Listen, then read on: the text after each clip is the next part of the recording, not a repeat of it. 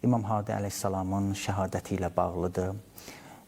Vilayət günəşinin 10-cu parlaq ulduzu olan İmam Hadi əleyhissalamın şəhadətin Əhl-i Beyt sevərlərə başsağlığı veririk. Allah Teala bizləri Əhl-i Beytdən ayrı salmasın. Bu dünyada İmam Hadi əleyhissalamın ziyarətin və axirətdə də o həzrətin şəfaətin hamımızın halından nəsib eləsin inşallah.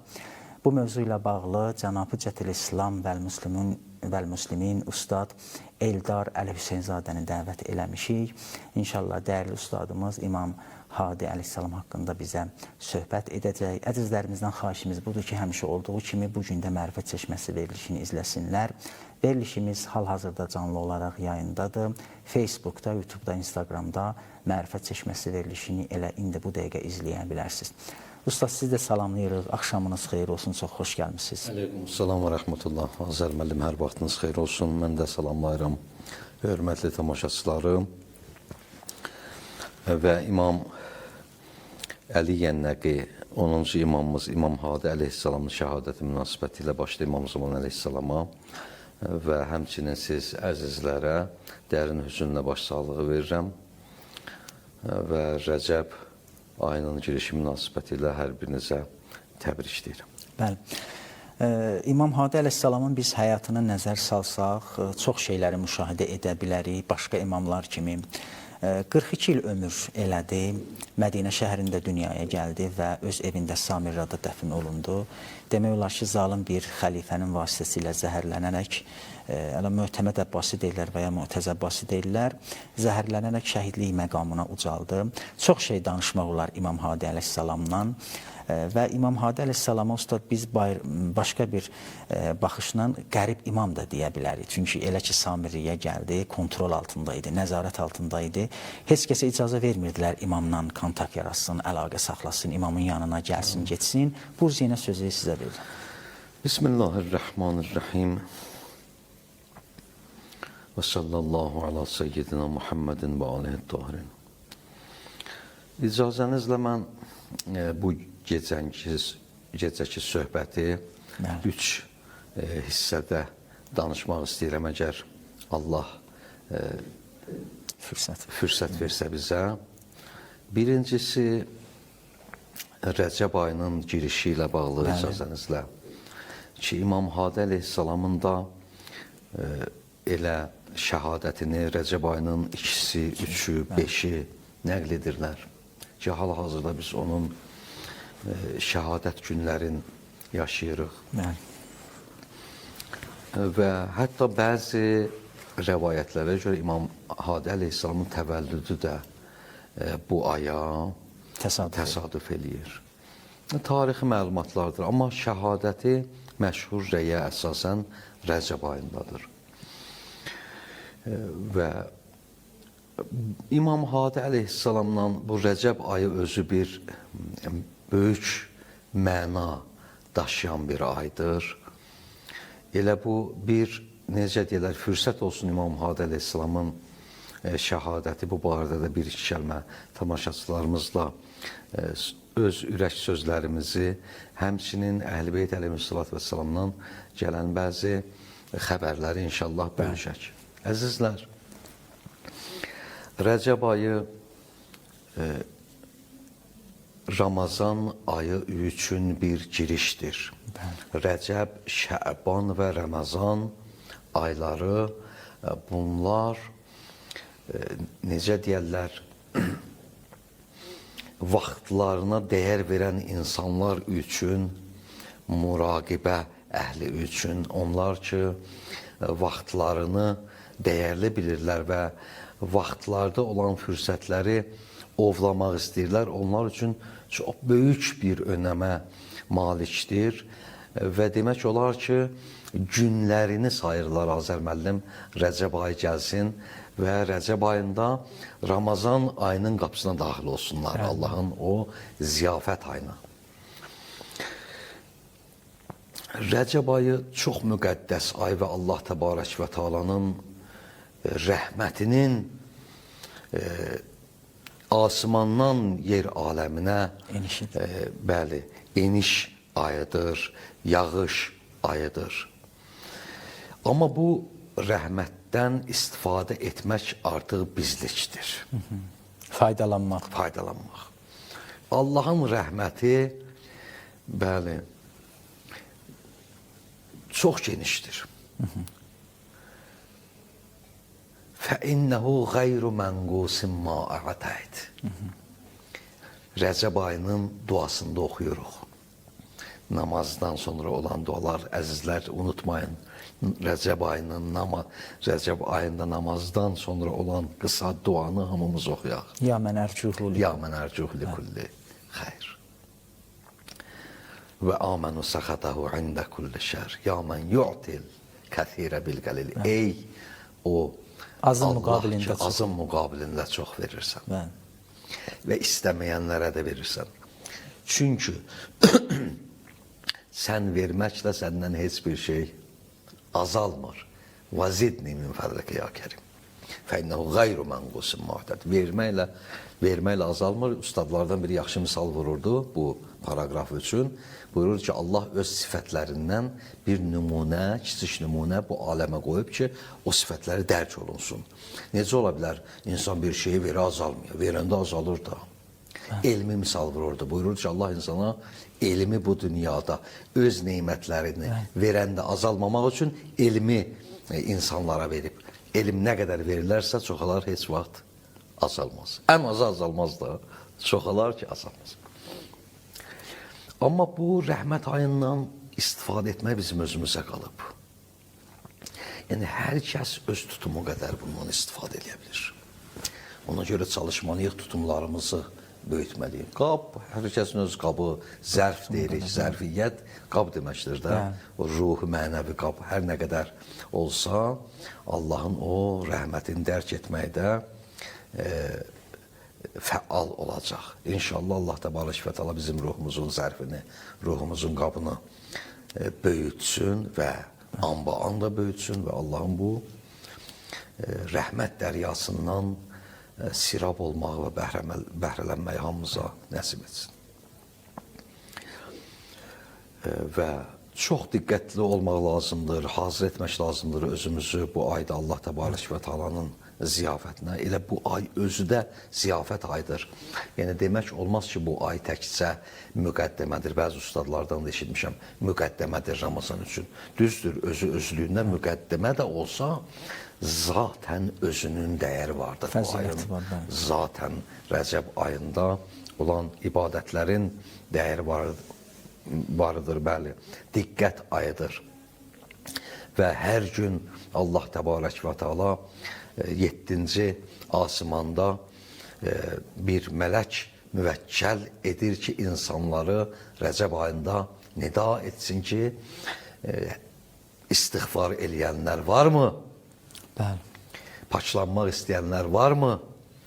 Ona görə siz baxsaz, Rəcəb ayında olan istiğfar Şaban ayında yoxdur, qədərində. Bəli. Və Ramazan ayında da yoxdur. Bu nə deməkdir? Bir il ərzində insan istər-istəməz, bir il 10 ay Ramazandan sonra insan ruhu aludə olur. İlk növbədə Allah təbarək və təalanın o binəhayət rəhmətini dərk etmək üçün bu qabımız, bu ruhumuz saf olmalıdır. Və bu saflıq üçün ilk növbədə istiğfar lazımdır. Ona görə bu ayın istiğfarları var, sübh və şamın istiğfarları var. Heç vaxt tamaşaçılar çox rahat. Ay ərzində 1000 dəfə estəğfurullah, 1000 dəfə qullar var. İstiğfar çox rahat 70 dəfə sübh namazından sonra, 70 dəfə şam, məğrib, xiftən fərq etmir namazından sonra. Əstəğfirullah və ətubu iləh deyirsiniz, əlinizi qaldırırsınız səmaya, Allahümmə əğfirli və tub aləyyə. Bu qədər rahat. Və 400 istiğfar var hər gecənin, hər gün üçün çoxdur, xülasə istiğfar çoxdur. Bu istiğfarlar onu göstərir ki, Allah təbarək və təala bizə nələrsə vermək istəyir. Qabaqcadan bizə deyir ki, o ruhunuzun qabını, zərfiyyətini və zərfini nə edin? Paçlayın. Rəcəb ayında bu ruhun inkişafına kömək olaraq dualar vardır. O dualardan da qafil olmayaq. Birini mən ərz etdim tamaşaçılara. Azər müəllim də vurğuladı namazdan sonra, hər namazdan sonra gündə 5 dəfə edir. Çox qısadır, yəni 7-8 sətr olmaya, ya mən ərcuhu li kulli xeyr, bismillahla başlayır. Məxsus əməlləri var, oruç tutmaq, qüsl eləmək, oruç tutmaq ziyarət ki, oxumaq, bəli. çox savabı vardır. Rəcəb ayında, əgər səhv etmirəmsə, 71 gecənin, bəzən bir günün orucu 70 ilin orucuna bərabərdir və yaxud 70 ilin günahının kəfarəsidir. Böyük, yəni böyük, necə deyərlər ki, bunun dəyəri varıdır. Və hətta eləyə biliriksə, Rəcəb ayında və gələcək Şaban ayında, bunlar çox müqəddəs aylardır. Məlumdur, gələn il bu insana nəsib olsun. Çox müqəddəs aylardır. Bunların, Nazır müəllim orucu yada saldı. Bəlkə ən gözəl ibadət Rəcəb ayında orucdur. Bəlkə ən gözəl ibadət Rəcəb ayında orucdur. Hətta etikaf var, mən və hətta sonraki ayələrdə də oruc hamısında var, Şabanda da var, Rəcəbdə Şabanda da var və Ramazanda. Ona görə deyirlər də, yəni bunu təkid edir, vacib etmir, təkid edir. Mən demişəm burada bir neçə dəfə, gecə namazı o qədər fəzilətlidir ki, mən şəxsən deyə bilmərəm ki, vacib namazlardan fəzilət az olsun. Amma nə üçün vacib olmayıb? Çünki hamı öhdəsindən gələ bilməz. Allah təbarək və təala istəmir cəmaata çətinliyə salsın. Rəcəb ayının, Şəban ayının oruc tutması az deyil. Ona görə ilin bütün günlərini oruc tutmaq savabdır. 2 günü çıxmaq şərti ilə Qurban bayramı və Ramazan bayramının, Fitir bayramının çıxmaq şərti müstəhəbdir. Amma gəlir Rəcəbdə, Şəbanda təkid olunur. Allah təbarək və təala bunu da vacib edə bilərdi. Yəni bunu vacib etməməyi, bunun azlığını, bunun dəyərinin azlığını göstərmir. Vacib etmədi bizə xatir. Amma eyni zamanda o qədər savablar bunun üçün deyir ki, istəyir bizi dəvət etsin. Ona görə hər kəsin yaş baxımından, cismi sağlamlıq baxımından icazə verirsə, bəli, bu günün oruclarından da istifadə etsinlər. Və duası, oruclar da qəzaları olan qəza niyyəti ilə etsin və qəza da elə hesablanır və eyni zamanda Rəcəbin də orucu hesablanır. Dualar vardır, qısa dualar vardır. Bu duaları mütləq demirəm, yəni oxunsa yaxşıdır, çox böyük məzmuna malik dualardır. Amma bu qədər Rəcəb ayı barədə. Amma İmam Hadi əleyhissalam barədə, əzizlər, İmam Hadi əleyhissalam bizim 10-cu imamımızdır. Çox az ömür sürübdür. Nə qədər? 42 il ömür sürübdür. Amma uzun müddətli imamət edibdir, 34 il imamət edibdir. Yəni bu imam əleyhissalatü vesselam 8 yaşında imamətə yetişibdir.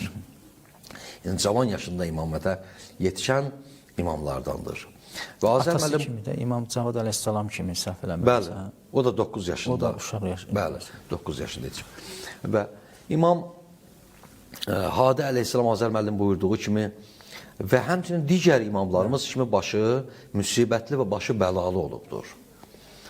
Amma bu imamların, yəni demirlər ki, Həzrət Əli əleyhissalamdan sonra da, hətta Həzrət Əli əleyhissalam özü də böyük zülmə məruz qaldı. Ondan sonra İmam Həsən, İmam Hüseyin və məxsusən artıq Əbbasilərin vaxtında İmam Sadiq əleyhissalam, İmam Baqir əleyhissalamın dövrünün çıxdıqdan sonra çətinliklər nə olur? Başlayır.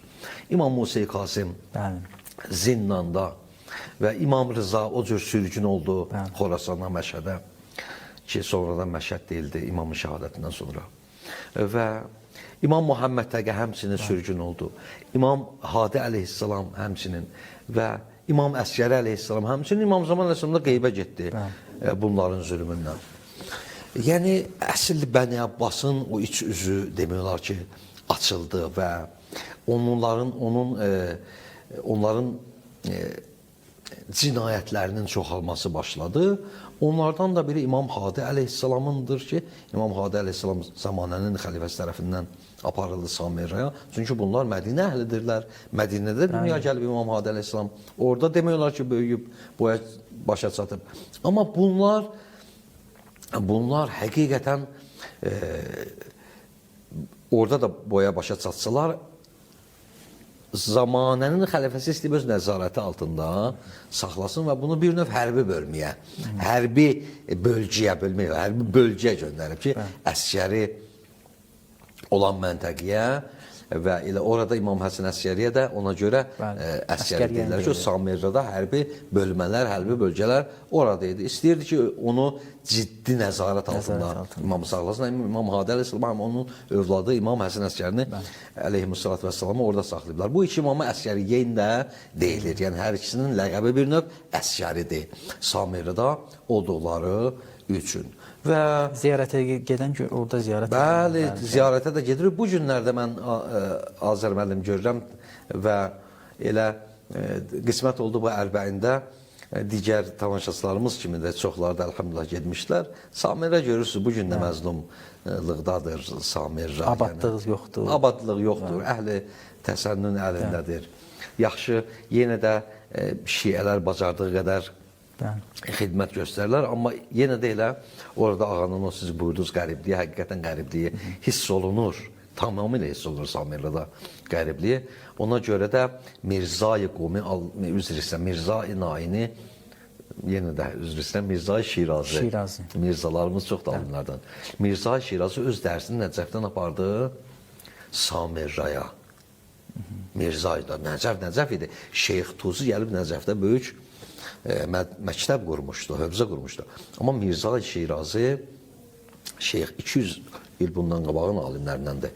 Hövzəsini götürdü, apardı Samirraya ki, Samirrada o imamlar qərib qalmasınlar. Məsələn, nə cür qəriblik demək? Onlar üçün məkan, yəni onlar üçün qəribliyin mənası yoxdur. Yəni bizim baxışımızdan qəriblik. Bizim baxışımızdan qəriblik. Biz istəyir imamı gedək ziyarət etməyə ki, onlar üçün fərq yoxdur ki. Fərq bizim üçündür. İnşallah qismət olsa bir neçə parça Cami-i Kəbirədən ki, İmam Hadi əleyhissalamın nəql olunub, deyəcəm bu sözləri. Amma eyni zamanda istər-istəməz siz gedib Nəcəfdə nədə qalırsınız? Kərbəlada nədə qalırsınız? Hətta Kazimində də gedib qalırsınız. Amma gedirik Samirədə yarım saat ziyarət edib qaydıraq. Bu bizim qəribliyimizi göstərir. Yəni biz orada hələ daha dəqiqi belə deyək də. Məsələn, İmam Rıza əleyhissalam gəlib Məşədə, özü əslində qərib bir yerə gəlib. Amma hər kəs gedir İmam Rızanın kənarına, Azərbaycanından, İranından, İraqından, orada özünü doğma hiss edir. Nəcəfə gedir, özünü doğma hiss edir. Kərbəlaya gedir, özünü doğma hiss edir. Kərbəlada o qədər özünü doğma hiss edir ki, hətta edə bilər qəsr namazlarını nə qılsın? İxtiyarıdır. Tam qılsın. O qədər daha özün ev sahibi hesab edir. Amma biz Samirəyə gedəndə istər-istəməz özümüzü qərib hesab edirik. Ona görə də ki, bir sıra alimlər görürəm mən, yəni Samirəyə dəyər verir. Mən eşitdiyimə görə hətta bu yaxında inşallah mədrəsə inşa olacaq, Samirədə dini mədrəsə. Bu məlumatlar da var ki, inşallah lazımdır. Yəni bunları yad edək. Bunları nə üçün dedim əzizlər? İmam Hadi əleyhissalamın şəhadətidir, gərək yad edək. İmam Hadi əleyhissalamın təvəllüdüdür, gərək yad edək. İmam Həsən Əsgəri həmçinin. Yəni bunlara çox diqqət edək. Mən bir məsələni burada deyim. Bəzi hədislər varımızdır ki, İmam Rıza əleyhissalamın barəsində ki, onun ziyarəti barədə gələn savab hətta İmam Hüseyin əleyhissalamın ziyarətindən üstündür. Mən bir dəfə Ayətullah Zəncani, Allah hifz etsin, böyük mərziyə təqlid, onun xidmətində edim. Bunu məna edirdi ki, nə üçün bəzi imamlar, məxsusən İmam Rızanın əleyhissalam barəsində gəlib ki, İmam Hüseyin əleyhissalamın ziyarətindən üstündür. Vilayət görə. Bu buna xatirdir ki, çünki deyir, o bir zaman siz təsəvvür edin, bütün ziyarətlər yönəlib, bütün hədislər yönəlib İmam Hüseyin əleyhissalamın tərəfindən, düzdür? Çünki həqiqətən dəyəri vardır ziyarətinin, həmçinin digər imamların. Görürsən, bəzi imamlar qərib qalır, ziyarət baxımından qərib qalır. Onda digər imam yönəldir o hədisləri onun tərəfinə ki, cəmaət bunun da ziyarətinin qədrini bilsinlər. İndi elə bilirəm ki, mən bu məntiqə əsasən bugün ən böyük savab bəlkə də Samirranın ziyarətidir. Başa düşürsünüz nə istəyirəm deyəm. Yəni bir zamanda İmam Hüseyin əleyhissalamın ziyarəti, bir zamanda İmam Rıza əleyhissalamın ziyarəti İmam Hüseyin ziyarətindən də üstündürsə, artıq İmam Rıza əleyhissalamın ziyarəti siz istər Rəcəb ayında, indiki ayda İmam Rıza əleyhissalamın inanmıram ki, o bizdə deyir, iğnə atsan yerə düşməz, məşəd bu cürdür. Yəni Rəcəb ayı İmam Rıza əleyhissalamın ziyarət günüdür. Ziyarət ayıdır. Hamı axışır ora. Amma istəyir qışda get, qar dizdən olsun, Yenə də zərihin ətrafı həmindir. İmam Rıza əleyhissalamın kifayət qədər züvvarı var. Amma İmam Hadi əleyhissalamın züvvarı yoxdur, ya azdır. Ona görə demək olar ki, ən fəzilətli ziyarətlərdəndir İmam Hadi, İmam Həsən Əskərinin ziyarəti. İmam Hadi əleyhissalamdan fasiləyə gedirik, nə tez? Bəli, buyurun. İcazə versəydiniz gedərdik. Bəli, əziz tamaşaçılarımız, qısa bir aradan sonra verilişimiz davam edəcək. Bizimlə qalın.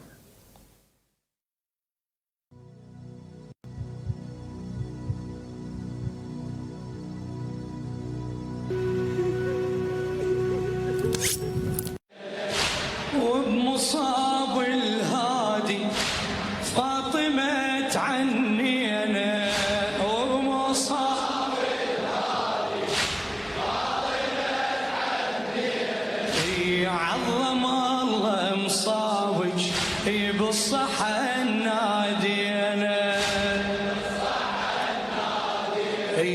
وتنادي الزهرة ويانا سامرة وتنادي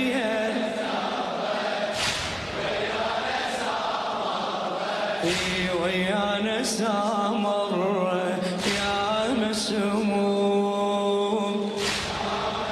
يا فاطمة النادي يا فاطمة ويلي ويلي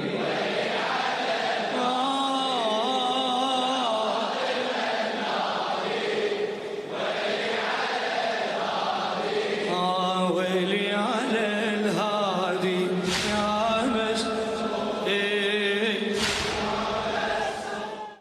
Bəli, əziz tamaşaçılarımız, axşamınız xeyir olsun bir daha salamlayırıq hər birinizi və bir daha İmam Hadi əleyhissalamın şəhadətin bütün əhl-i beyt sevərlərə başsağlığı veririk.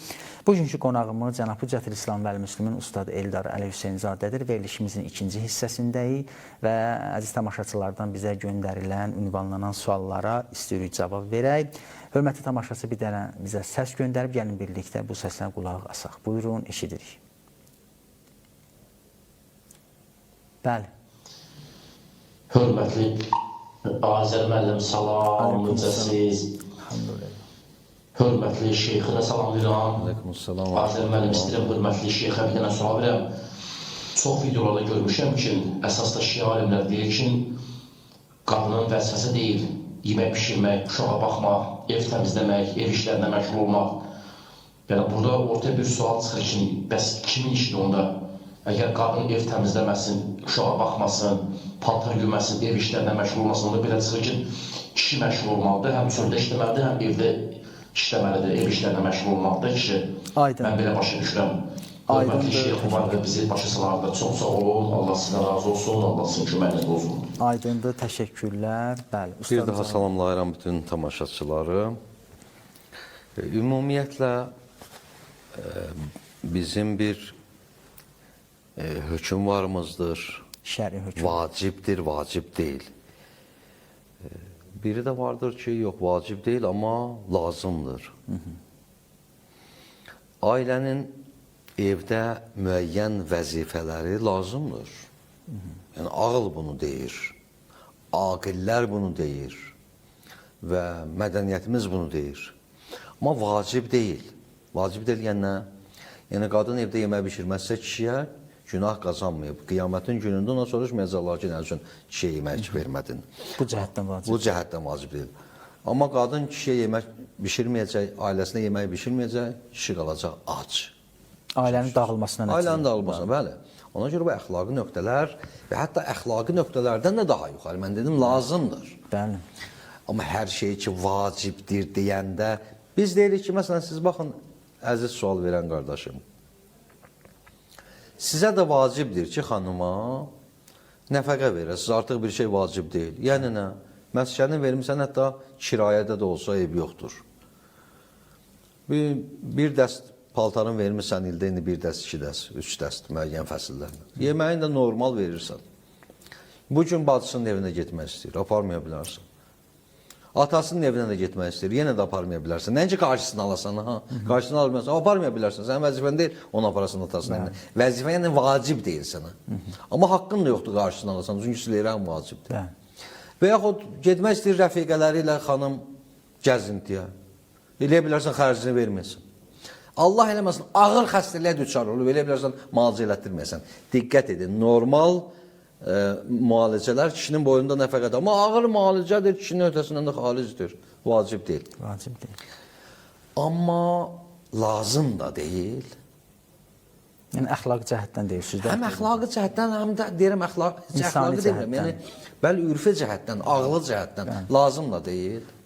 Yəni, o xanımın haqqı yoxdur ki, sizlə, məsələn, əl-ələ tuta gedə atasının evinə, gedə bacısının evinə, gedə gəzə. Bəs bunlar, biz deyirik, vacib deyil. Yəni, şəriət həmişə onun ən azını riayət edir. Bəli, onun haqqı var, tələb etsin ki, get, yemək bişirən gətir. Get, yeməyi, məsələn, bayırdan al.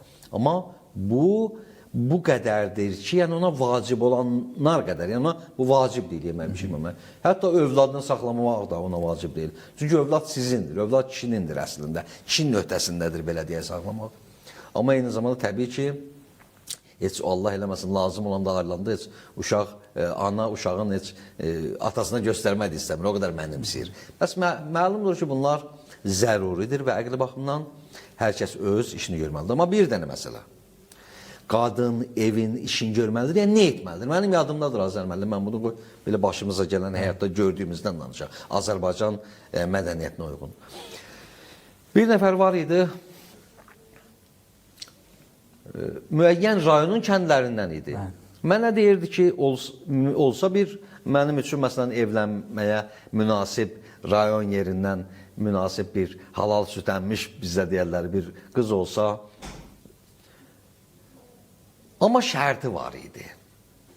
Şərti bu ki, elə bir qız olsun ki, mənim üçün anam, atam qocadır, onları saxlayacaq, inəklərimizi sağacaq üzr istəyirəm.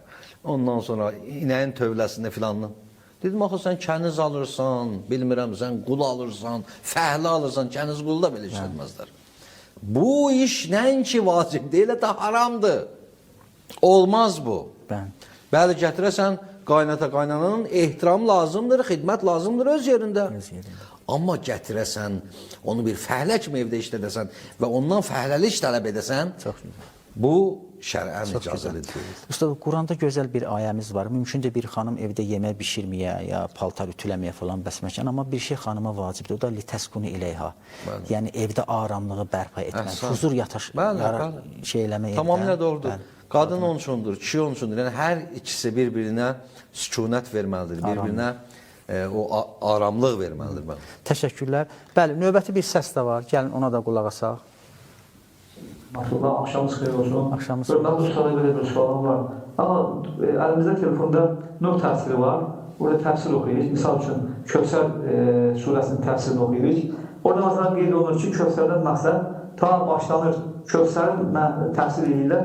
Ta başlayırlar məsələn Kövsər hovuzundan, yəni axirətdə olan o hovuzdan, deyişdəki hovuzdan başlanır. Ta qutarır, deməli, sahabələrə qədər. Yəni, Kövsərdən məqsəd sahabədir. Yəni, demək istəyirəm ki, axırda da qeyd olunur ki, bizim ayəyəmizə daha uyğun, yəni təfsir, məsələn, Xanım Fatimə Zəhra salamlar yaradır. Bəzi qeydlər də olur ki, yəni, Qur'an-ı Kərim, İslam dini, özü, məsələn, bunlar hamısı ilə Kövsərə aid olan külli bir şeydir də, yəni, nemətdir. Bilmək istəyir ki, bu təfsirləri biraz yığcam eləmək olarmı, məsələn? Əgər bu sahabənin bu ayə heç bir adiyyəti yoxdursa, onu orada qeyd etmənin nə mənası var? Məsələn, vaxt aparır, oxumaq olmur. Olmazmı ki, bu alimlərimiz daha, məsələn, əhsəl, ayələrə uyğun olan təfsirləri yazsınlar, qeyd eləsinlər. Kitablar biraz yığcam olsun ki, biz onları oxuyub tanımağa imkanımız, vaxtımız olsun. Daha belə 5, 6, 7, 8 təfsirlər yazılır. Axırda da ki, qeyd olunur ki, bizim ayə uyğun bu təfsirdir, birinci təfsirdir. Yerdə qalan ikinci, üçüncü təfsiri bu ayə adiyyəti yoxdur, misal üçün. Yəni, bunu bu cür etmək olarmı, yoxsa mən səhv fikirləşirəm burada, yəni ümumiyyətlə belə yəni məsləhətdir. Yəni, belə olsa daha iyisiz, yazılan kimi olsa daha yaxşıdır. Allah razı olsun sizdən. Təfsir özü müxtəlif şəkildə yazılır. Buyurdu ki, nur təfsiri. Nur təfsiri ilə Məhsin Qiraatinin özü də qısa təfsirdir. Yəni, elə də geniş təfsir deyil, amma bu tamaşaçımız ona da geniş təfsir kimi qələmə verdi, amma eybi yoxdur. Neçə cür təfsirlər var. Məsələn, Şöbbər təfsiri var. Əbdullah Şöbərin təfsiri var, bir cilddədir. Qiraəti ağanın, Mohsin Qiraəti ağanın bir dənə tərcüməsi var, həqiqətən qısa təfsirdir, bir cilddir. Siz onu oxuyun. Orada yekun məqsədi yazıb. Yəni, amma əksər təfsirlər təkcə mütaliə üçündür, təhqiq üçündür, insanın fikrə vadar eləsin, insanı düşünməyə dəvət etsin. Müxtəlif nəzərlər deyilsin, müxtəlif rəvayətlər deyilsin. Belə deyil ki, məsələn, versin əlində mütaliə edəsən, deyirəm, neçə cürdür. Bəzi təfsirlər var, qısa, bir cilddən ibarət edən Quranın kənarında onun izahını da yazıb, siz onu oxuyun. Quran oxuyun, həm tərcüməni görün, həm onu oxuyun. Orada şübhəsiz o Kövsəri ilə Həzrət Zəhra salamullah aleyhanın adını gətirəcək orada. Hətta orada da nəzərləri gətirir. O bir cildi təfsirlə də görsən ki, müxtəlif nəzərləri gətirir. Çünki usta təfsirin elə mənası budur da. İzah vermək, şərh vermək. Bəli, izah vermək. İndi o, baxma, nə qədər nəzərləri gətirsə daha o geniş təfsir qədər olmaz. Amma qaldı ki, bu mənalar gəlir, neçə cürdür. Bəzisi ehtimallardır. Məsələn, Kövsər biri budur ki, elə bu deyən ayəni deyim, Kövsər biri budur ki, behişdə bir çaydır, hovuzun adıdır. Biri Həzrət-i Zəhra salamullah aleyhadır. Biri xeyri kəsir. Çoxlu. Bu, bir var ehtimallardır bu cürdə və yaxud səhabələrdir. Ehtimalın əhl-i sünnənin sözüdür bu. Əgər səhabələrə dəyidirsə, əhl-i sünnənin sözüdür. Çünki mütləq səhabələr ola bilməz, bu ayrı bəhsdir. Amma bir də söhbət var ki, bəzən görürsən bir dənə təfsir, bir dənə mənası var. Kövsər həqiqətdə behişdə olan o hovuzdur, o çaydır. Süddəndir, hədisdə təfsiri odur. Biz batini mənaları amma batini əhsən, batini mənaları vardır, tətbiqi mənaları vardır. Ya tam mənaları var. Mümkündür, məsələn, çoxlu xeyir bərəkətin 100 dənə nümunəsi ola. Ən tam nümunəsi xanım Zəhra salamullah. Amma bu əzizimizin sualı niyə ki, buyurursunuz yığcam olmaz? Yığcam olar və olub da. O təfsirləri də tapın, o təfsirlər də var. Amma hamısı təfsirləri siz deyən kimi elə demək olmaz. Məsələn, təfsir var, Əllamə Təbatabaninin təfsiri var, 20 cilddir. Düzdür? Təsnim neçə cilddə hazır emədim? Təsnim Ərtal Cəvadi Amili. 30-dan yuxarı. Çox olar. 20 cild təfsirdir. 20 cilddə onun izahına ehtiyac var. Bəli. Çox gözəl ustad, aydındır. Təşəkkürlər. Növbəti səsə də qulaq asaq, buyurun, eşidirik. Digər bir sualım da var üstadımıza. İkinci sualım budur ki, bir şəxs sədəqə pulu ayırıb, o sədəqə pulunu ancaq mütləq şəkildə mömin şəxsə verilməlidir, yoxsa elə ehtiyacı olan yoxsul mömin olmasa da olar yanı vermək? Təşəkkürlər. Təşəkkürlər. Olar. Hər kəsə vermək olar. Müstəhəb sədəqəni şərt deyil, mömin olsun, müsəlman olsun, hər bir ehtiyacda verə bilərsiniz. Bəli, təşəkkürlər ustad. Yazılı suallara keçək. Hörmətli tamaşaçı ustadı salamlayır və Allahdan xeyir və bərəkət diləyirəm Vilayət TV kanalına da. Ustadı da salamlayıram. Sual belədir ki, mən 7 ildən artıqdır ki, vətəndən uzaqdayam. Yeni gəlmişəm və çalışıram hər şeyə riayət edeyim. Ancaq bəzi hallar olur ki, yaşlı nəsil nümayəndələri, məsələn, həyat yoldaşımın bibiləri, dostlarımızın anaları və s. buna əhəmiyyət vermirlər və məcbur onların qəlbini qırmamaq üçün onlarla əl verib, qucaqlaşıb görüşürük. Hansı ki, bizə öz övladları kimi yanaşaraq, biz də sizin ananızıq deyirlər. Bunun üçün bizə günah yazılırmı? Təşəkkür edirəm, Allah razı olsun. Bəli. Bəli ki, günah yazılır, amma günah məsələsi hər kəsin öz dərkinə görə və hər kəsin öz şəraitinə görədir. Allahın hökmündə qəlb sındırmaq ki, haramdır. Amma Allahın hökmünü icra etmək də vacibdir. Siz belə etməlisiniz, həm onun qəlbi sınmasın, həm Allahın hökmü icra olunsun.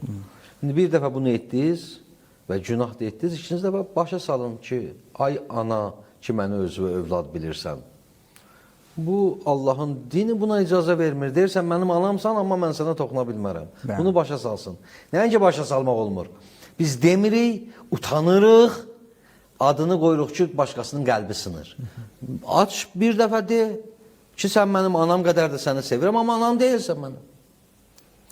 Quran ki, səndən qabaqdır, məndən də qabaqdır. Gəl, Allaha xatir bunu riayət edək. Eyb yox, danışın da. Əgər günaha düşmək ehtimal yoxdursa, səmimi də olur. Məsələn, əgər yaş məsafəsi vardır, o yaşlıdır. Amma hökm gərək riayət olunsun, əks halda günahdır. Əslində onu onunla görüşməmə və yaxud da o qarşı tərəfi qucaqlamamaq ona verilən bir dəyərdir, onu qorumaqdır. Tamamilə. Onu başa salmaq lazımdır ona. Çox gözəl usta. Zəhmət olmasa deyərdiniz Quran müəlliminə ödəniş etmək olarmı? Olar. Problem yoxdur. Namaz qılanda xanım kişi üzüyü taxa bilərmi, geyə bilərmi? Əgər müştərək olsa, işqal yoxdur. Müştərək olmasa da və məlum olsa ki, bu kişi üçündür, olmasa daha yaxşıdır. Ümumiyyətlə, üzü geyim sıralarında mı? Geyim sidq edirmi? Bəli, bəzilərinin nəzərinə ehtiyatlıdır. Ehtiyatlı. Amma namazı batil eləməz. Batil eləməz. Deməli, zəhmət olmasa deyərdiniz, qunutun duası Rəbbənə atinə hansı ayədir? Bir də mümkünsə təfsirini deyərdiniz. Quran ayəsidir. Hansı ayə üçün bu dəqiqə? Əgər dostlar qulaq asırsa, bu ayəni zəhmət olmasa tapıb. Yəni, çünki təəssüflər olsun, biz Quranı hifz Bəqərə 201. Bəqərə, Quranı hifz deyilik. Bəqərə Ona surəsi görə 201. yadımızda da qalmır. Amma sizə də mən bir yol deyim də. Çətin bir şey deyil. Bu dəqiqənin özündə yazın elə Azərbaycanla Rəbbənə atina hansı ayədir? İnternetdə gətirsin. Yəni, bunu ehtiyac yoxdur bizdən soruşmağa. Bəsən görürsünüz, biz də bilmirik, siz bizdən rahat tapa bilərsiniz. Amma təfsiri Quranın bir sıra ayələri duadır. Məsələn, Ali İmran surəsinin 50-ci ayəsindən başlayacaq səhv etmirəm, 50-dən 50-neçəyə qədər. Bəqərə surəsinin sonuncu ayələri. Bunlar dualardır. O cümlədən, o dualardan biri də bu ayədir. Rəbbənə atina, ey mənim Rəbbim, mənə əta et. Nə üçün demirik, ya Allah? Yəni, təfsir etsək çox olacaq. Qoy bir tərcümə edəm. Rəbbənə atina fid dünya, həsnə və fil axirə. Dünyanın və axirətin ən gözəlliklərin mənə nəsib et və qiyamətin gündə məni oddan, cəhənnəmdən uzaq et. Bu olur bunun tərcüməsi. Amma burada bir məsələ var ki, bəzi dualar Rəbbənə ilə gəlir. Bəzi dualar ya Allahla gəlir. Bəzi dualar Mövla ilə gəlir. Bunlar mənaları var. Artıq vaxt da az olar. Çatdıra bilərik. Amma qısasını deyim, Rəbb, yəni mürəbbi. Rəbb, yəni insanı tərbiyə edən, insanı yaşadan, insanın böyüsü, necə valideyni necə tərbiyə edir uşağın. O cəhətdən, çünki mənim bu tərbiyə ehtiyacım var, o verməlidir. O verməlidir. Ona görə burada Rəbb deyilir. Bəzi yerdə Allah deyilir, səbəb var, bəzi yerdə Molla deyilir və bəzi yerdə Rəhmanla çağırır. Bunlar öz duanın məzmununa xatir olan səsləmələrdir. Hətta bəzi təfsirlərdə var, həsənədən məqsəd Əhl-i Beytin həsənəsidir, sevməkdir. Özdə məxsusən bu duada dünya ilə axirət də bir yerdə gəlir. Çox gözəl ustad. Hörmətli tamaşaçı soruşur ki, Hirz-i İmam Cavad duası üzərimizdə olanda ayaq yoluna girmək olarmı və ya hər hansı bir Quran ayəsi üzərimizdə olsa necə məsələn? Yoxdur. Problemi? Yoxdur. Əlbəttə, ağalar buyururlar ki, tam cavab belədir. Ağalar buyururlar ki, əgər ona ehtiramsızlıq olmazsa işğal yoxdur. Mən düşünürəm ki, heç bir ehtiramsızlıq yoxdur. Yəni ona. Qolundadır, özdə paltarın altında girib və yaxud təsəvvür edin ki, bir dənə duadır asıb üstündən. İndi bəli, bir nəfər Allah eləməsin, Quranı götürüb girir ayaq yoluna, bu Quranın ehtiramsızlıqdır. Çox gözəl.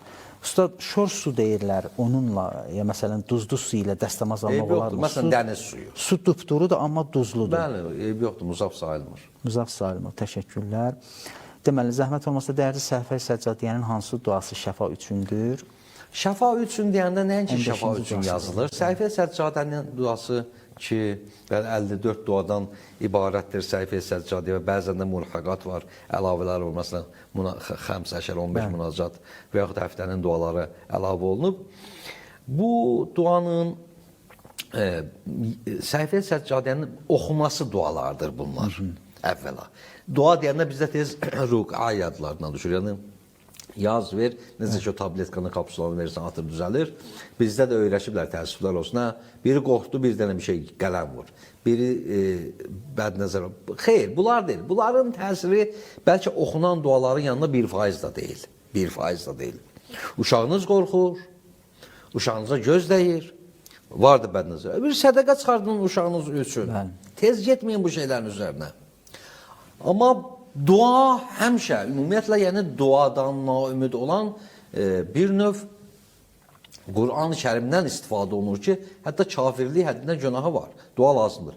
Amma duadan məqsəd bu yazmaqlar deyil ki, mən burada 1000 kilometr uzaqdan mən sizə bir şey yazam, siz orada sağalasınız. Bu deyil. Bu deyil. Bu təfəkkür islah olmalıdır. Bəli, Səhifə Səccadənin bəzi duaları insanın ruhi, cismi xəstəliklərinin sağalması üçün yaxşıdır. Məsələn, Səhifə Səccadənin 7-ci duası. Ya mən tuhallu uqədul məkari. Və ya mən yu'thəu haddu şədaid. İnsan narahat olanda, insan qəmli olanda, insan qüssəli olanda, insan xəstə olanda bu duanı olsun. Həmçinin Səhifə Səccadənin 15-ci duası xəstəliyin, fiziki xəstəliyin şəfası üçün. Təşəkkürlər Ustad, Allah razı olsun. Yatanda üzümüz qibləyə baxılmalıdır, yəni müstəhəbbidir. Bəli, müstəhəbdir. Müstəhəbbidir. Zariyat surəsi barəsində hörmətli tamaşaçı soruşur. 22-ci ayəsində Allah buyurur ki, sizin ruzilərinizi bölüblər, hazırlayıblar Allah məhzərində və nədir? Gəlib çatacaq. Hədislərdə də var, ruzinin şərti var. İnsan gərək halal yolla hərəkət edə. İndi biri haram yoldan hərəkət etsə, onda o haram ruzi yenə o payında olandır, ona haramdan çatdı. Bu haqda izah verir. Xeyr. Əsl ruzu ki, burada deyil, halal ruzudur. O ruzi deyil ki, ruzi deyiləndə qida nəzərdə tutulmur ki, yəni hər nə yedim olur. O deyil. Ruzi mənəvi də ola bilər, maddi də ola bilər. Ruzi o şeydir ki, bizim ona ehtiyacımız var. Bizim cismimizin qidaya ehtiyac var, ruhumuzun da mənəvi qidaya ehtiyac var. Buna ruzi deyirlər. Bizim cismimizin haram qidaya ehtiyacı yoxdur. Bizim ruhumuzun harama ehtiyacı yoxdur. Məsələn, mənim ruhum, siz fərz edin ki, İmam Zaman əleyhissalamın camalından həzz alır. Yaxşı, bu mənim ruhumun qidasıdır. İndi mənim ruhum elə bir fəsad səhnədən həzz alırsa, bu mənim ruhumun qidası və bu mənim ruhumun ruzisi sayılmır. Ona görə orada olan ruzilər halal ruzilərdir. Həm mənəvi, həm maddi. Və gəlib çatması da əgər maniyələr olmasa, o gəlib çatacaq. Əgər maniyələr varsa, biz edə bilərik dualar vasitəsilə maniyələri də aradan qaldıraq ki, gəlib çatsın. Təşəkkürlər.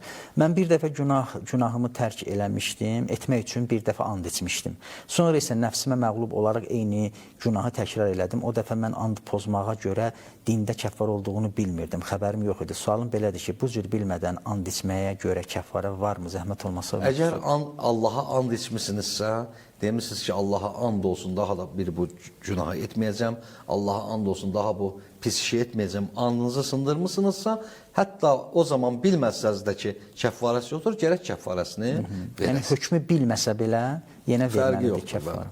Təşəkkürlər. Deməli, qəza namazı barəsində sual göndərilib. Əgər bir nəfərin valideyni ömür boyu heç namaz qılmamışsa və sonra vəfat etmişsə, həmin o valideynin namazlarının övladı qılması vacibdirmi? Hökm nədir? Zəhmət olması ustad cavab versin. Bir sıra müştəhidlərin rəyinə əsasən vacib deyil və o cümlədən Ayətullah Sistanın nəzərinə əsasən vacib deyil. Xamenei ağanın nəzərinə əsasən əgər səhlənkarlıq üzündən olubsa, vacibdir qılınsın. Amma üsyan edib, əhəmiyyət verməyib və sözə qulaq asmayıb, belə olarsa vacib deyil, Xamenei ağaya görə də vacib deyil. Amma yox, inşallah qılaram, bəzilər deyir, yaşı da keçib, amma deyir ki, inşallah qılacam. Bu cürlərinə ağa buyurulur, qəza edilsin. Ayətullah Sistani ümumiyyətlə bu cür qılmamaları, istəyir sabah qılacam bir gün, bunlar hamısını üsyan bilir və Hüseyin də günahdır, günah bilir və deyir ki, bunlar övladın boynunda deyil. Çox gözəl. Hörmətli tamaşaçı, sualı budur ki, Rəcəb ayına məxsus ibadətlər varmı? Vəhhabilər iddia edirlər, Rəcəb ayına məxsus hər hansı bir ibadət növü yoxdur. Bunu Həzrəti Peyğəmbərin hədislərində deməli, bunu Həzrəti Peyğəmbərin hədislərində gəlmədiyi üçün bu aya məxsus hər hansı bir ibadət növünün olmadığını deyirlər. Hətta onların dediyinə bir əhl-i sünnə alimi bu barədə rəvayətlərin səhih olmadığını təsdiqləyibmiş. Onların dediyinə görə. Sual budur ki, Rəcəb ayına məxsus olduğu iddia edərək namaz qılmağın və ya oruç tutmağın hökmü nədir? Bidət olma təhlükəsi ola bilərmi? Əsla və əbəda belə deyil. Səhv deyirlər. Bu deyəsən, bu Vəhhabi deyən Vəhhabi öz kitabından xəbər yoxdur. Leylətür Rəqaib Rəcəb ayının 1-ci cüməsinin gecəsi bu dəqiqə şiələrin üçün davadır ki, bunu sünnələrdən götürmüsünüz. Leylətür arzular gecəsi, istəklər gecəsi. Onun duaları, onun əməlləri əhl-i sünnənin özünündür. Necə Rəcəb ayında əməl yoxdur? Bu bir. Leylətül Rəğaib gəlib bizdə onu Seyyid ibn Tabus İqbalda nəql edib. Ondan başqa yerlərdə demək olar ki, yoxdur. Birinci mənbəyimiz odur. Amma ondan qabaq əhl-i sünnə nəql edib bunu. Rəcəb ayının birinci gecə. Onlarda da var özü də əməl edirlər. Bəs deyirəm onlarındır. Onlarındır o. Ona görə bizim şiə alimləri bəzən şiələrə etiraz edirlər ki, Leylətül Rəğaib əhl-i sünnənindir və sənədi yoxdur, əməl etmək. Yəni bunu istəyirəm deyəm ki, xeyr, əvvəla onlarda da var. Bunu deyən öz məzhəbindən xəbər yoxdur. İkincisi, əzizim, biz əhl-i sünnə deyilik, biz Vəhabi də deyilik. Biz əhl-i beyt davamçılarıyıq. Açın Məfatihi, açın İqbalul Əmalı, açın Misbah Şeyx Tusini. Bizim ağalarımız bunlardır. Əvvəla əqidəmizi möhkəm edək, əqidəmizi müəyyən etdikdən sonra, baxın əzizlər, bizim problemimiz buradadır. Bizim problemimiz buradadır. Mən həmişə, icazə verin Nazər müəllim, ola bilsin kəsəcəyiz sözümü, qoy bunu deməliyəm. Əvvəla biz əqidəmizi möhkəmləndirdikdən sonra, o ağacın kökünü bəlli etdikdən sonra budaqlara baxacağıq. Mən hələ müəyyən etməmişəm ki, Vəhabidir mənim əqidəm yoxsa şiədir, əhl-i sünnət yoxsa şiədir. Bu cür giriftarlıqda qalmalıyam. Mən əgər şiə əqidəsini deyəm, düzgün əqidə deyəmsə, mən şiənin kitabına müraciət etməliyəm. Nə işim var? Vəhabi nə dedi? Vəhabi təbii ki, sənin xeyri deməyəcək. Vəhabi təbii ki, öz kitabına əsasən deyəcək ki, biz onun kitabını qəbul etmirik, ki, onun əqidəsini qəbul etmirik. Ona görə ilk növbədə əqidəmizi düzəldək. Biz Vəhabiyik, Sələfiyik, Sünni yoxsa şiə. Şii isə Zeydiyik, İsmailiyik, 12 imamçı, Vaqifi hansı. Bu müəyyən olduqdan sonra əməllər müəyyəndir. Əhl-i beytin davamçılarının ibadi kitabları bunlardır. İqbal Şeyx Tusinin Misbahul Mutəhəccidi və Kəfəminin Misbahı, Seyyid ibn Tavusun İqbalul Əmalı və digər kitablar, o cümlədən hamımız üçün bugün bəlli olan Məfatihul Cinan kitabı. Və hətta mən sizə deyim, bu xəbərlərin sənədi əvvəla zəifdir. Oruc, nə tərsiniz? Mən düşünmürəm əhl-i sünnə bunu inkar etsin. Oruc Rəcəbin əməllərindəndir. Düşünmürəm, istiğfar. Necə inkar edə bilərsiniz bunu? Və edirsiniz də edin, mənim işim yoxdur. Mən təklifi müəyyən etdim. Yəni birinci əqidəmizi baxmalıyıq. Amma bunu istəyirdim deyəm ki, hətta siz fərz etsəz ki, bunun sənədi zəifdir, yenə də əməl etsəniz, səhih hədisə əsasən yenə onun savabı sizə veriləcək. Çox gözəl. Müstəhəbbi namazlarda ən fəzilətli namaz hansıdır? Keçən səfdə də elə bil, keçən dəfə soruşmuşdular bunu. Nafilə namazlarında. Müstəhəbbi nafilə namazlarında ən savabı gecə namazıdır. Çox gözəl. 11 rəkətdən ibarət. Bir kişinin yaşı çoxdur, amma namazı yeni başlamışdır. O kişi üçün önəmli olan öncə əvvəl qəza namazlarını qılması, sonra əgər vaxt qalarsa, bu mübarək ayların namazlarını da qılması daha doğru olurmu? Yox, bu şəxs əgər qıla bilirsə, qəzalarını qılsın. Bu mübarək ayda Azər müəllim, hər gecənin 2 rəkət namazı var, bir. Bəzi gecələrdə o 2 rəkətdən əlavə 30 rəkət namaz var. Bəzilərində 10 rəkət namaz var. Bəzilərində 20 rəkət namaz var. Çoxdur Rəcəbin əməlləri, mən dedim, rəhmət. Bu adama məsləhət görülmür ki, qoca yaşında gəlib, yaşlı vaxtında ibadətə otursun, qəzalarını qılsın həmin vaxtı. Məsləhət görülmür. Bəli, mən deyəndə deyirəm ki, gecə namazını tərk etməsin. Əgər ibadətə meyillidirsə, gecə namazını tərk etməsin. Gecə namazı çünki səbəb olacaq ki, inşallah qəzalarını da qılsın. Təşəkkürlər. Rəcəb ayı hamımıza bərəkət gətirsin. Amin inşallah. Amin inşallah. Zəhmət olmasa deyərdiniz, bu ayda çox tövsiyə olunur istiğfar zikirləri etmək, xüsusən 70 dəfə. Bəs onlar bir dəfə deyək, amma ixlasla. Fərqi yoxdur, bir dəfə deyin. Amma göstəriş bundan ibarətdir. Bir dəfə də desin. Məsələn, bəzi zikirli, bir istiğfar var, 100 dəfə xüsusi istiğfardır. 100 dəfədir bir dəfə ayda. 100 dəfədir ayda bir dəfə. Siz edə bilərsiniz, bir gündə deyəsiniz. Bu 70 dəfə deyilən istiğfar ay boyuncadır. Amma siz bir dəfə deyəsiniz və şərti də ümumiyyətlə ixlasdır. Gərək ixlasla deyilmən istiğfar nəyə lazımdır? İstəyir bir dəfəsini deyin, ya 30 gün hamısını ixlasla deyilməlidir. Mən Sumqayıtdanam. Bakıya işlə bağlı səfər edirəm. İşimlə bağlı bilirəm ki, çox qalacam, amma neçə günün dəqiq bilmirəm. Bunun üçün qəsd iqamət etməliyəm və gedəcəyim iş yerinə elə vaxt olur ki, ayda 3 ya 4 dəfə gedirəm. Bu hər dəfə getdiyimdə də qəsd iqamə etməliyəm. Ümumiyyətlə ayda 3 ya 4 dəfə gedirəmsə, namazlarım orada necə olmalıdır? Siz saniyə təqdim edin. Bəli. Ayda 3-4 dəfə getməklə xeyr. Seyid Sistaniyə görə kifayət etmir və əgər Sumqayıtla Bakı arasında məsafə şəri məsafədirsə, siz müsafir hökmünə əməl etməlisiniz. Yəni şəri məsafəsi, yəni 44-43 gedib gəlməkdə. Təşəkkürlər. Deməli, çünki bir söhbət var axı, mən ona görə ki, Sumqayıtla Bakı arasında məsafə şəridir yoxsa yox? Bəli, nə deyirdilər onun adın? Bir Xırdalan tərəfdən gedəndə olur, bu tərəfdən gedəndə olmur. Ona görə mən onları dəqiq bilmirəm deyə dəqiq özünüz müəyyən edin. Və hətta məxsusən Sistani ağaya görə Sumqayıtın çıxışından sizin iş yerinizəcən, Bakıda iş yerinizəcən hesablamalısınız ki, belə olduqda mütləq şəri məsafə olacaq. Amma 4 dəfə kifayət etmir. Ayətullah Sistaniyə görə ən azı 10 dəfə olmalıdır ayda səfər. Bir ayda 10 dəfə? Onda o qəsr sayılır, yoxsa tam? Onda artıq kəsir səfərdə tam qılacaq. Tam qılacaq. Amma 3-4 dəfə kifayət etmir. Kifayət etmir.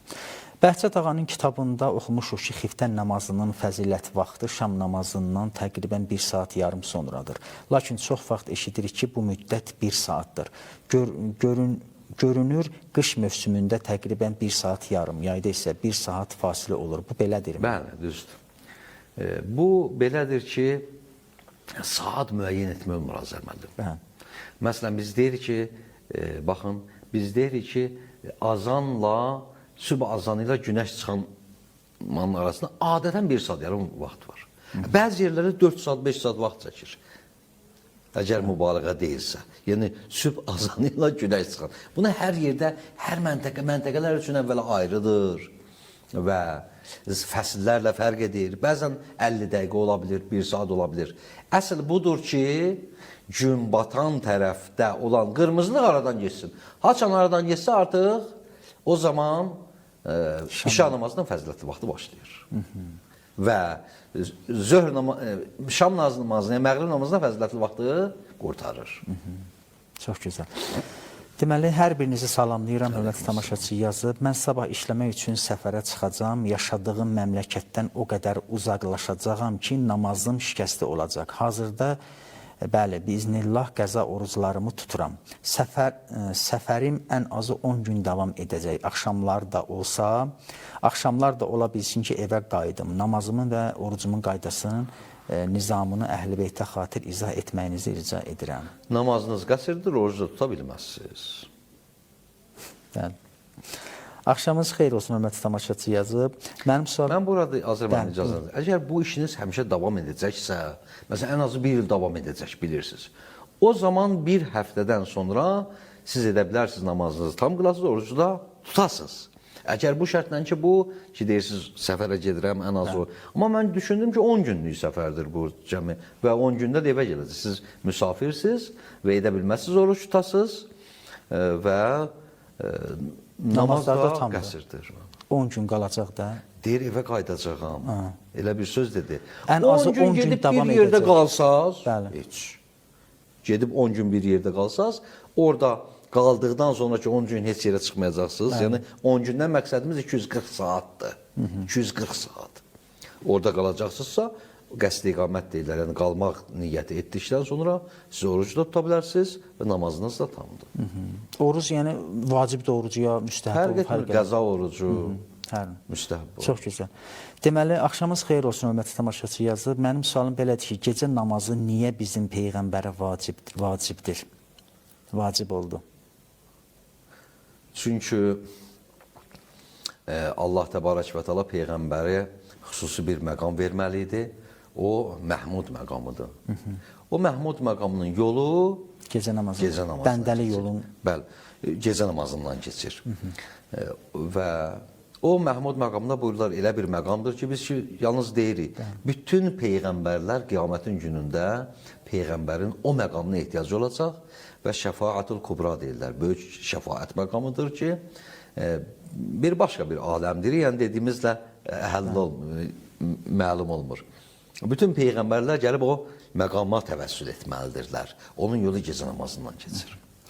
Deməli, əgər çox çətinliklə xanım ərindən təlaqı aldı, yəni icazəsini aldı, amma sonra bilinib ki, ruhani təlaqı oxuyub və yaxud oxumayıb, şəkk edir. Yaxud oxumayıb. Yaxud oxumayıb, şəkk eləyir, yəni yadından çıxıb. Bu halda əqd hələ ki səhihdir. Yəni talağın verilməsi yəqin bilinməlidir. Oxuyun sualı bir dəfə də. Deməli, Yəni deyir ki, bu alıb sonra ruhaniyə deyib oxu, ruhanda məlum deyil ki, oxuyub oxumuyor. Gərək oxunması yəqin olsun. Əgər nə qədər ki, talağın verilməsi yəqin deyil, bu adam onun xanımı hökmündədir. Əlbəttə ehtiyat edin, siz deyirsiniz, yəqin deyil 5 gündən sonra məlum olar deyir, dəqiq yadıma düşdü, oxumuşam.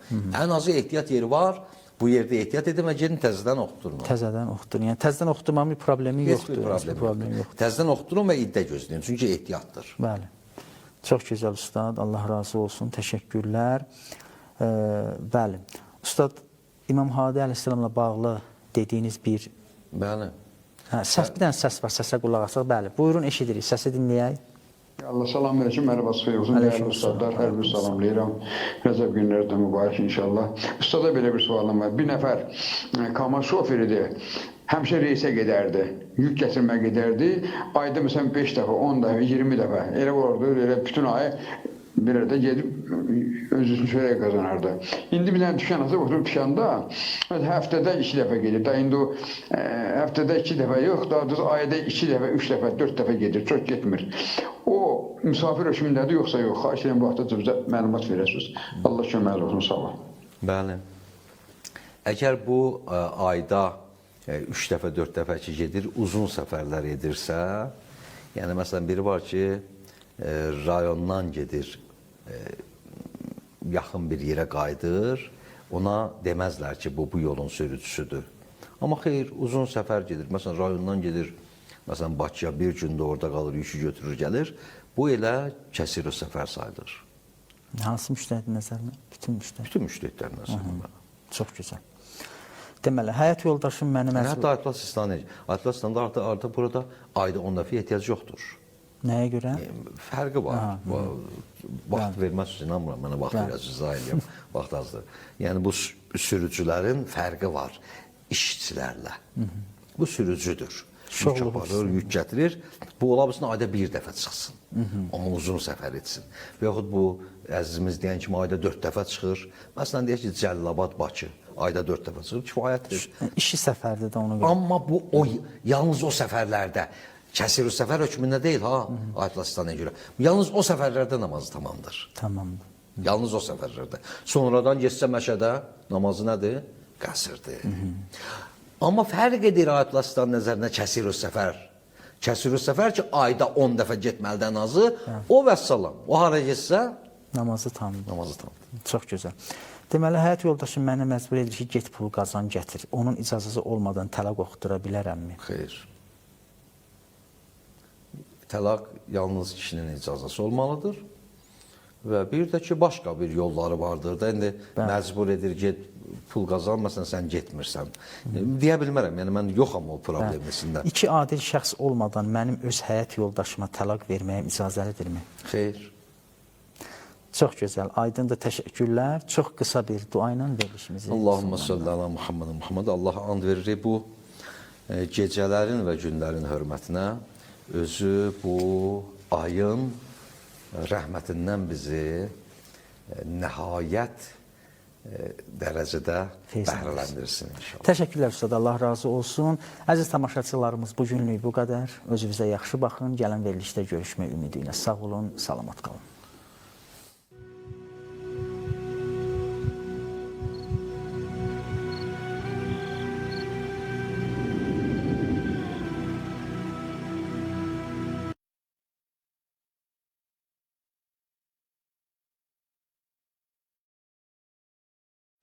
بسم الله الرحمن الرحيم